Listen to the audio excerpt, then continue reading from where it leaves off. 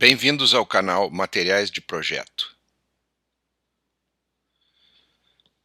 Eu sou Edson Mafuz, arquiteto e professor de projetos da Faculdade de Arquitetura da Universidade Federal do Rio Grande do Sul e do Programa de Pesquisa e Pós-Graduação em Arquitetura da mesma universidade localizada em Porto Alegre. Estou de volta com mais um vídeo sobre projeto arquitetônico, dessa vez para tratar diretamente do tema que dá nome a este canal. Antes de mais nada, quero mencionar que esse vídeo é uma homenagem ao arquiteto Carlos Martí Ariz, falecido no início de maio, um dos grandes professores da Escola Técnica Superior de Arquitetura de Barcelona, de quem aprendemos muito em vários aspectos. Iniciando a nossa discussão específica, é importante mencionar duas definições de projeto que têm a ver com o tema do canal e com o tema deste vídeo em especial. Em primeiro lugar, dizer que para nós o projeto é uma síntese formal de três aspectos que são fundamentais e que são únicos a cada projeto: o programa, o lugar e a construção. E essa síntese formal é realizada por meio dos materiais de projeto. De outra maneira, podemos dizer que o projeto arquitetônico é essencialmente transformação e adaptação de precedentes, que não são outra coisa que os materiais de projeto. Esses materiais se acumulam ao longo da história, ao longo de milhares de anos. Estratégias formais de organização do espaço e elementos que materializam essas estratégias espaciais vão se acumulando e criando o que para nós é um rico manancial de inspiração e de facilitação do nosso trabalho como arquiteto. Esse uso dos materiais de projeto não é nada novo, isso acontece desde que a arquitetura existe, mas as manifestações explícitas sobre a importância do seu uso demoram a acontecer, muito pela dificuldade de registro, mas elas começam a ser mais frequentes a partir da invenção da imprensa. No século XIX, um arquiteto tão importante quanto Viollet-le-Duc, que tem um papel importante na preservação e na reconstrução de monumentos históricos na França, inclusive a Catedral de Notre-Dame, que teve como última reforma um projeto do Viollet-le-Duc, e o que queimou o ano passado é exatamente esse projeto de reforma dele. E ele chama a atenção, e é o que ele diz nessa citação que aparece aí na tela, que o primeiro passo em qualquer projeto deveria ser investigar como o tema em questão foi tratado por outros arquitetos, e esse seria o nosso ponto de partida. Ou seja, antes de mais nada, antes de fazer um projeto, nós temos que olhar aquilo que já foi feito, sob pena de tentar inventar a roda. Essa prática é uma prática, como eu já havia dito, muito comum na história. Um dos arquitetos que fez isso de maneira brilhante foi Andrea Palladio, e que conseguiu fazer o que é muito difícil na arquitetura, que é inventar algo. Talvez no tempo de Palladio inventar fosse mais fácil, porque a arquitetura não tinha tanto tempo ainda de desenvolvimento, e o que ele faz é trazer da arquitetura clássica, da arquitetura romana, que ele conhecia tão bem por ter visitado Roma várias vezes para medir e desenhar as ruínas clássicas.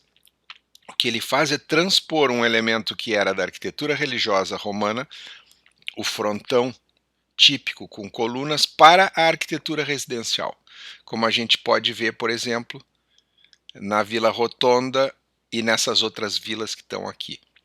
Por falar nisso, essa imagem, que é do arquiteto-pintor Carl Lobin, é uma espécie de cidade paladiana. Todos esses edifícios que aparecem aí foram projetados e a maioria construídos pelo Palladio. Todos eles incluindo estratégias e elementos que ele vai aprendendo ao longo da história e vai aplicando aos edifícios. Além do uso do frontão, às vezes mais de um frontão ao mesmo tempo, em um projeto, como podemos ver aqui em San Giorgio Maggiore, onde ele aplica uma coleção de frontões em tamanhos e escalas diferentes, mas também elementos menores, como a janela termal, que sai diretamente das termas romanas, que é esta aqui, e aparece de novo aqui, aparece em vários lugares, e é um dos primeiros casos em que nós vamos ver esse uso criativo da história da arquitetura. Alguns séculos mais adiante, 3 séculos e poucos mais adiante, aparece a primeira sistematização do conhecimento arquitetônico feita por um professor da Escola Politécnica, Jean-Nicolas Louis Durand, um professor que, embora ensinasse na Politécnica, que era uma espécie de inimiga da Academia de Belas Artes Francesa, e daí eu imagino aí esteja o início de uma certa rixa ou desconfiança entre arquitetos e engenheiros. Ele teve também grande influência sobre os arquitetos graduados na Belas Artes. À esquerda aparece um livro que é chamado Coleção e Paralelo dos Edifícios de Todo Gênero, Antigos e Modernos, que é um edifício que ele publica, hoje se pode saber por conhecer a história, mas ele publica como uma espécie de prenúncio para o segundo e para o seu sistema de ensino de arquitetura, em que ele recolhe os edifícios importantes ao longo da história como um catálogo. Esse é um livro que foi publicado em 1800. Em 1809, ele publica outro livro, que é o Compêndio das Lições de Arquitetura dadas na Escola Politécnica. Ou seja, coisa que ele já vinha fazendo na Escola Politécnica, ele registra num livro, e esse livro é de extrema importância, porque é o livro que os engenheiros e arquitetos franceses levavam consigo para as colônias para construir aquilo que era necessário. Sabe-se que os arquitetos que vieram com a missão francesa trazida pela corte portuguesa em 1815 para o Brasil traziam esse livro, e indícios do uso do livro estão por todo o Brasil, principalmente do Rio de Janeiro para cima, onde se pode encontrar edifícios que encaixam perfeitamente nos exemplos que aparecem no livro do Durand. Por exemplo, no seu livro nós vamos ver à esquerda que ele explica um caminho que deve ser seguido na composição de qualquer projeto, desde traços muito abstratos até o edifício completo. Há lâminas que tratam especificamente de materiais de projeto, incluindo desde uma planta completa a elementos construtivos como abóbadas, tesouras de telhado e inclusive o madeiramento do telhado. Mas não apenas isso, ele trata de questões abstratas como derivar edifícios das divisões do quadrado, do paralelogramo e do círculo, combinadas ou isoladas, e avança algumas definições de projeto genérico, sem programa e com pouca subdivisão interna, a partir do quadrado. Ou seja, o livro do Durand é um manual de projeto que contém infinitas possibilidades. Mas alguém poderia dizer que essa prática de utilização dos materiais de projeto é algo que acaba com a arquitetura moderna. Não é o que as evidências mostram. Por exemplo, Frank Lloyd Wright, que é um arquiteto que a gente poderia dizer que é talvez o primeiro dos modernos, porque antes de 1900 ele já está preocupado com fazer uma arquitetura que escapa daquela que ele estava acostumado, a chamada arquitetura vitoriana. A gente vê nesse projeto de residência na Casa Martin, que é de 1904, se não me engano, a gente vê na planta traços da arquitetura anterior. Nós vemos simetrias localizadas por toda parte, no setor da casa do zelador, no pavilhão de entrada e principalmente no bloco principal, na área social, em que nós vemos 3 espaços de estar organizados simetricamente em relação a um eixo que vai da lareira até o pórtico. Então, aí há vestígios da arquitetura antiga. A mesma coisa nós vamos ver na obra do Mies van der Rohe, que é considerado um arquiteto que não teria, a princípio, nada a ver com a arquitetura do passado, mas quando nós vemos muitos dos edifícios, nós vamos encontrar a mesma regularidade e a mesma simetria que nós poderíamos encontrar numa planta palladiana. Isso acontece em muitos dos seus projetos.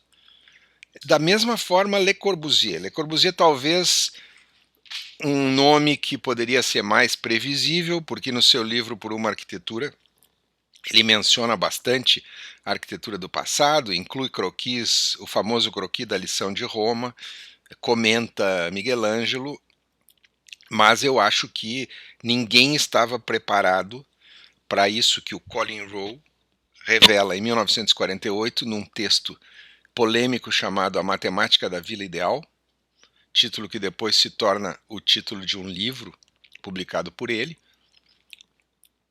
no qual ele mostra que a Vila Stein-de-Monzy do Le Corbusier deve muito à Vila Foscari, a La Malcontenta do Palladio, especialmente na organização da sua planta.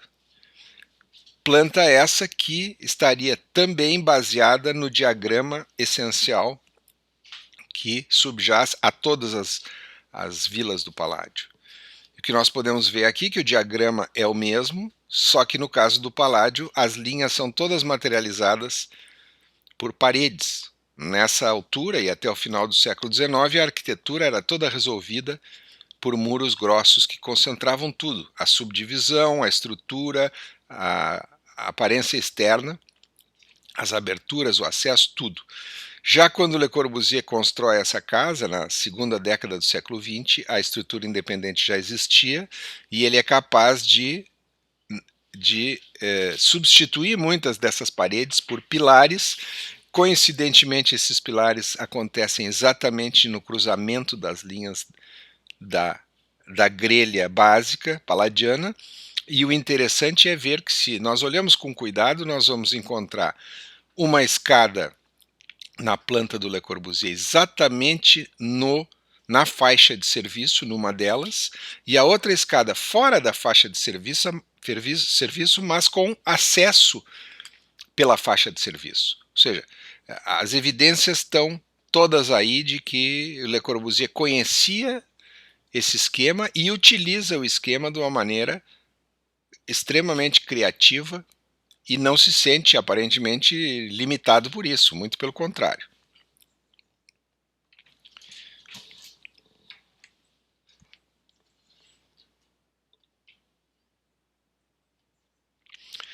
Essa noção de projeto como transformação e adaptação de precedentes, ela está ligada ao que muitos chamam de arquitetura de ofício, que é uma arquitetura próxima ao artesanato, porque ela é evolucionária, ela vai se desenvolvendo sobre as suas próprias práticas, e isso lhe dá continuidade histórica. Ela tem a capacidade de se relacionar bem com o seu entorno, se pode dizer que ela é contextual.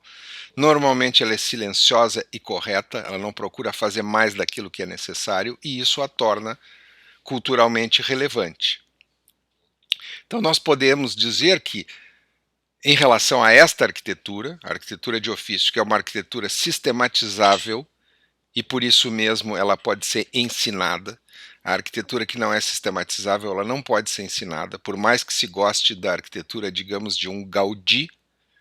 Essa arquitetura é uma arquitetura que morre nela mesma. Ela não permite que seja sistematizada e que seja ensinada. O próximo Gaudí vai ter que aprender sozinho, ele não vai poder ir a uma escola. O Hélio Pignon costuma dizer que do edifício se parte, ao edifício não se chega, ou seja, é aquilo que dizia o Viollet-le-Duc, que o primeiro passo de um projeto é olhar aquilo que já foi feito. E a defesa do Hélio Pignon do uso de precedentes está recolhida num livro chamado O Projeto como Reconstrução, que ele publicou há alguns anos atrás e que argumenta com muita força a respeito das vantagens de se proceder dessa maneira. E ele faz um aviso também, uma advertência aos arquitetos que na sua grande maioria, tendem a se ver mais como grandes criadores da forma do que como continuadores da tradição da história da arquitetura, e isso muitas vezes resulta em edifícios de muito má qualidade, mal integrados ao seu lugar, enfim, monstrengos que prejudicam a cidade e aquilo que se vê nelas.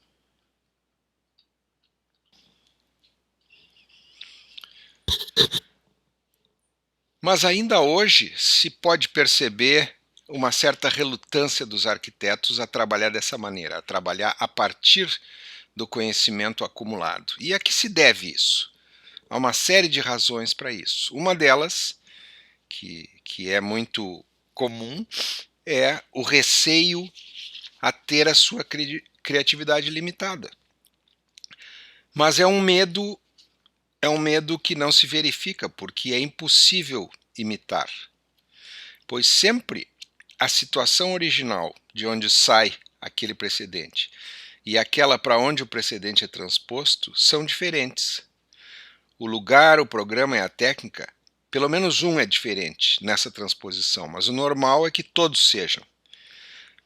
A escala do precedente e do novo objeto também costumam ser diferentes. Portanto, o resultado dessas operações de transposição e adaptação vai ser sempre um objeto único. Mesmo quando o objetivo é construir uma réplica exata, esse é um trabalho que raramente é aceito pelos arquitetos que merecem o título, os quais normalmente estão interessados em criar a sua própria interpretação de qualquer tema.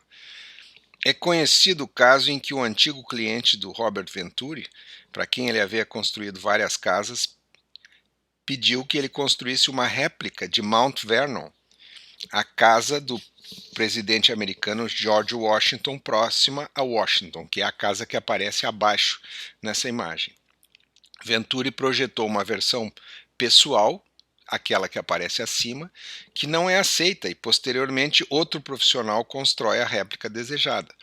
O que Venturi faz é aplicar a sua ironia e alguma distorção ao projeto da casa. Vocês podem ver que a porta está fora do eixo, a simetria é rompida aqui e há outras rupturas na planta que não agradaram ao cliente e que desiste daquilo que ele tinha pensado. Segunda razão para aquela relutância seria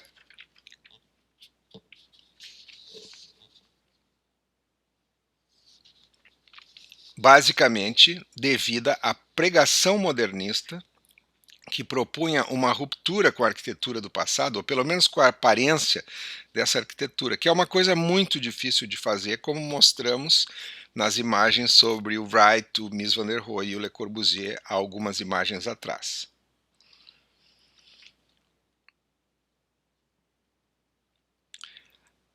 Apesar disso, alguns arquitetos modernos acreditaram nesse descarte da história.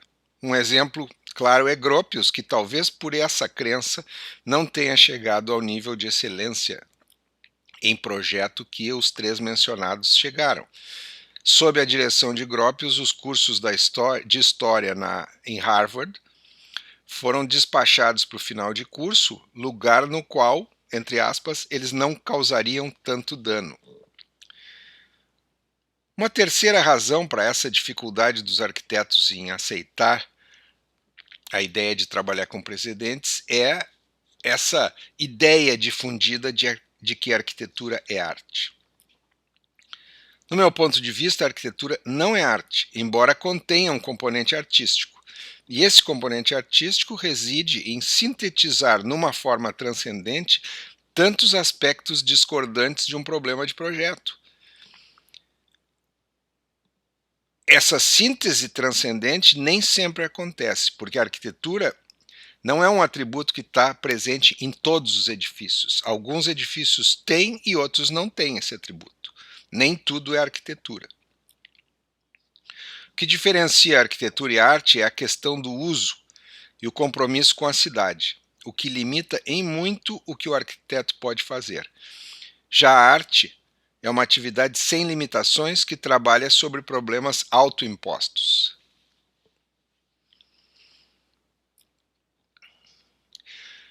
Por último, a quarta razão seria que aos arquitetos modernos faltava um instrumento conceitual que lhes desse acesso à arquitetura do passado, lhes desse acesso à história. Só que essa ferramenta conceitual já existia há quase um século.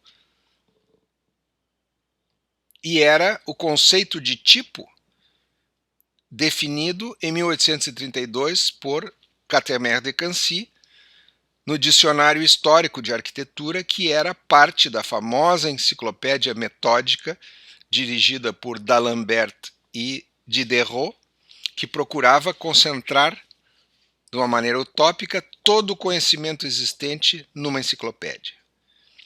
Os modernos haviam esquecido de Catemer de Cancy ou o haviam deixado de lado por ele ter sido um acadêmico. E por isso representava tudo que eles queriam deixar para trás. No entanto, o que o Catemer de Cancy desenvolveu é muito importante. É a chave para abrir o repertório universal da arquitetura e para o seu uso com propriedade e adequação. Então, nessa definição que vocês têm aí à frente, ele é interessante olhar com cuidado. Peço desculpas que vou ler alguma coisa que está na tela, não é uma coisa muito aconselhável em apresentações desse tipo, mas é bem importante. Aqui ele fala que o tipo é uma espécie de cerne, de núcleo, em torno do qual e de acordo com ele são ordenadas todas as variações de que um objeto é suscetível. Mais abaixo, ele diz que o tipo não tem nada a ver com a imagem de uma coisa, mas é a ideia de um elemento que vai servir como regra para o modelo. E o modelo é aquilo que se constrói, é um objeto. E esse sim, às vezes é repetido. O tipo não, o tipo é um princípio. No modelo tudo é preciso e dado, no tipo tudo é vago. Talvez se possa entender um pouco melhor o que é a noção de tipo com alguns exemplos que vão aparecer daqui a duas imagens, mas antes seria interessante chamar a atenção para o fato de que esse conceito de tipo esteve pouco ativo, digamos, por várias décadas, por mais de um século, e ele é recuperado em 65 pelo historiador italiano Giulio Carlo Argan, exatamente num momento em que há um questionamento da doutrina modernista e que se está buscando outros rumos. Argan recupera o texto que é levado adiante e trazido para a discussão sobre a cidade por Aldo Rossi, no seu livro Arquitetura da Cidade.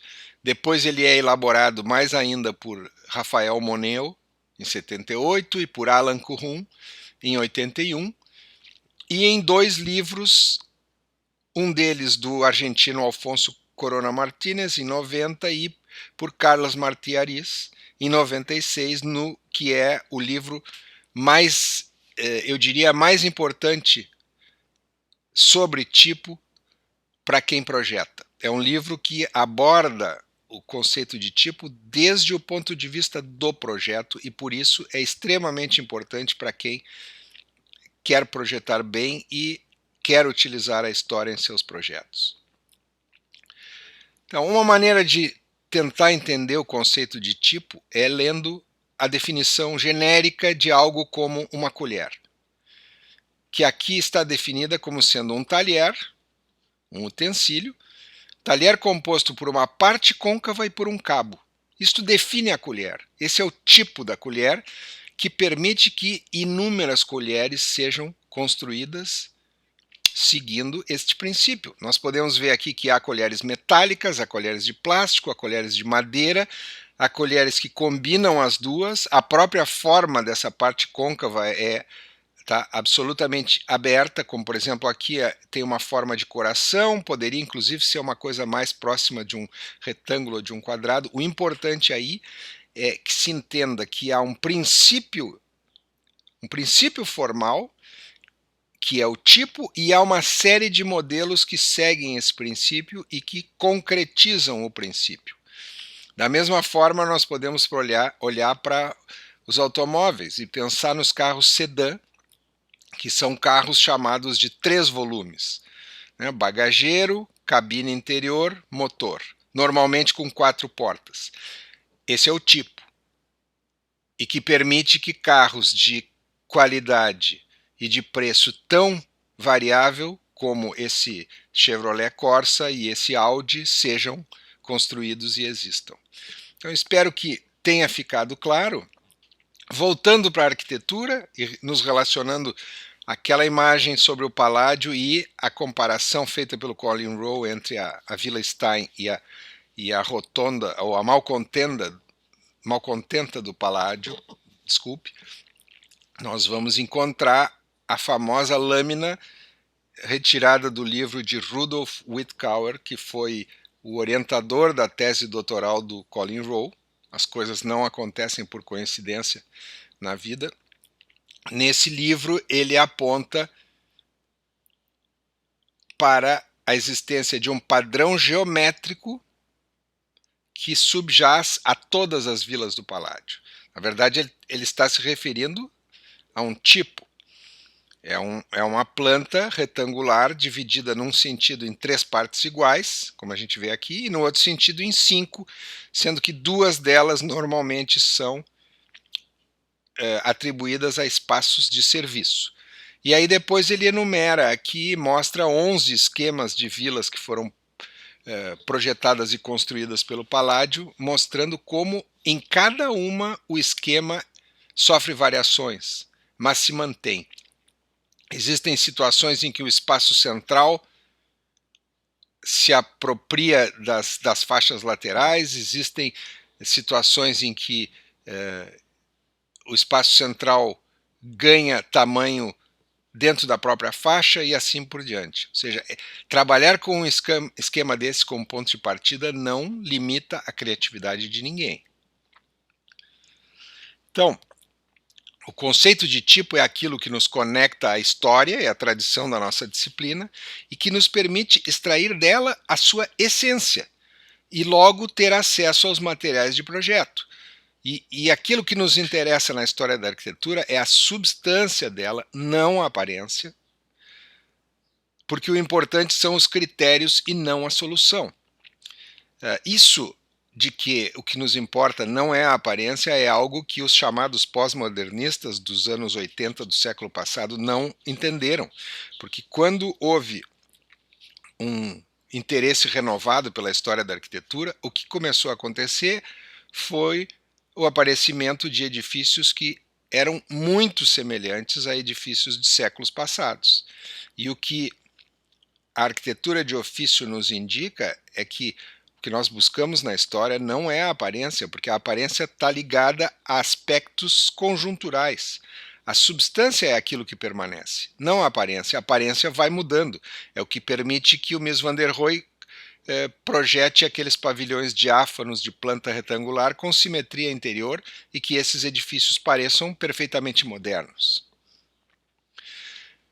Para concluir esse episódio, eu queria ilustrar mais uma vez esse uso, dessa vez um uso contemporâneo dos materiais de projeto, com alguns exemplos recentes, poucos exemplos recentes. Eu poderia ilustrar o tema das estratégias formais recorrendo, por exemplo, ao edifício de pátio, desde as suas origens etruscas, passando pela Grécia, Roma, pelos mosteiros e hospitais medievais, pelos palacetes barrocos franceses, até chegar, quem sabe, a uma casa-pátio misiana. Mas essa é uma linha que aparece em vários lugares e já tem, inclusive, um livro do Anton Capitel muito bom sobre a arquitetura do pátio. Vou me fixar em 2 ou 3 exemplos. Um deles aparece aqui na tela. É um projeto de 2 anos atrás do arquiteto Campo Baessa. Uma casa fora da cidade, uma casa num subúrbio de Madrid, que ele chama de Casa Rotonda, deixando muito clara a inspiração desse projeto. Quando se olha os 2 desenhos de fachada, a gente não vê nenhuma relação. Mas quando nós olhamos a planta, de novo, nos lembramos da relação Malcontenta de Monzy, em que a planta é um quadrado com um espaço central, que nesse caso é um espaço modesto de circulação, em que o círculo não tem a ver mais com a delimitação planimétrica do espaço, mas sim é um forro. Há uma distribuição simétrica e onde no projeto do Palladio, na obra do Palladio, há pórticos e escadas, no caso do Campo Baessa há pátios rebaixados e terraços. E quando nós chegamos à volumetria, continua essa clareza de que os edifícios são completamente diferentes, mas se consegue ver a relação de influência e até de um certo parentesco que há entre eles. Ou seja, mais uma vez, Campo Baessa não sofreu nenhuma limitação, muito ao contrário, a sua decisão de se apoiar em algo histórico ajudou o seu projeto a caminhar bastante bem. Ainda o mesmo arquiteto, nós vemos aqui o precedente, que é esse espaço diagonal, surgido pela primeira vez na obra do Le Corbusier na Casa Cook, em que dois espaços de pé direito duplo se relacionam diagonalmente, ou seja, eles se tocam por um lado, a coincidência é de um pavimento, mas visualmente se ganha esse crescimento longitudinal e diagonal do espaço. Campo Baessa parte disso e numa série de casas muito interessantes ele explora essa ideia, começando com a Casa Turégano, em que com dimensões pequenas a gente vê essa expansão do espaço e a possibilidade de trazer a luz diagonalmente. A mesma coisa acontece numa escala já um pouquinho maior na Casa Ascencio e vai evoluir bastante na terceira casa, que é uma casa mais recente, chamada Casa Raumplan, em que, ao invés de dois espaços se conectando diagonalmente, há três espaços. E isso a gente só consegue ver na maquete, porque não há como uma câmera captar essa relação entre os três espaços, e isso faz não só que o espaço ganhe interesse, mas que ganhe uma qualidade de luminosidade muito interessante. E realmente concluindo, eu queria concluir com um projeto do Hélio Pignon para mostrar que normalmente o trabalho de projeto que usa a história da arquitetura, ele não é um trabalho que parte de um precedente e vai para um projeto contemporâneo sem que outras influências tomem parte. Por exemplo, aqui o mote ou o que detona o projeto de Hélio Pignon é a vontade de explorar um projeto de torre com núcleos de serviço laterais. O que ele faz a partir de um exemplo construído em Madrid, uma torre do Norman Foster. O projeto dele, além de realizar isso de outra maneira, de fazer um projeto que é completamente diferente do projeto do Foster, ele se dá conta que no seu projeto ele não necessitaria de dois, mas apenas um dos núcleos, e ele junta a isso, a essa estratégia formal que ele retira do Foster, ele junta a isso a apropriação de dois elementos de projeto da obra de um outro arquiteto, um arquiteto argentino chamado Mário Roberto Álvares. Mais especificamente, a ideia de ter pares de colunas e que cada uma dessas colunas traz uma reentrância que suaviza o seu tamanho real. Essa reentrância faz com que a coluna pareça muito mais leve do que realmente é. E o outro elemento que ele toma para si e desenvolve é o coroamento do edifício, que ele tira do edifício Le Parc, que significa que as colunas sobem além do último pavimento de apartamentos e sustentam uma laje que serve para arrematar o edifício e, de alguma maneira, disfarçar e regularizar toda aquela supraestrutura que normalmente está no topo dos edifícios. A parte de casa de máquinas de elevadores, às vezes ar-condicionado, reservatório superior, etc. E tudo isso resulta nesse conjunto de edifícios em que nós podemos ver as colunas e logo a seguir nós podemos ver os edifícios com seu arremate e logo percebemos que são edifícios muito diferentes. São edifícios em que a estrutura se baseia em 4 pilares de um lado e no núcleo de serviço do outro, não havendo estrutura nas laterais, como nós podemos ver aqui, a estrutura está toda nas duas fachadas principais. Além disso, comparece nesse projeto um modo de distribuir as torres, ou seja, um outro princípio de organização que tem mais a ver com o conjunto do que com o elemento único, que é o da distribuição das torres seguindo o salto do cavalo no jogo de xadrez, que é algo que aparece em alguns projetos bastante interessantes de arquitetura moderna.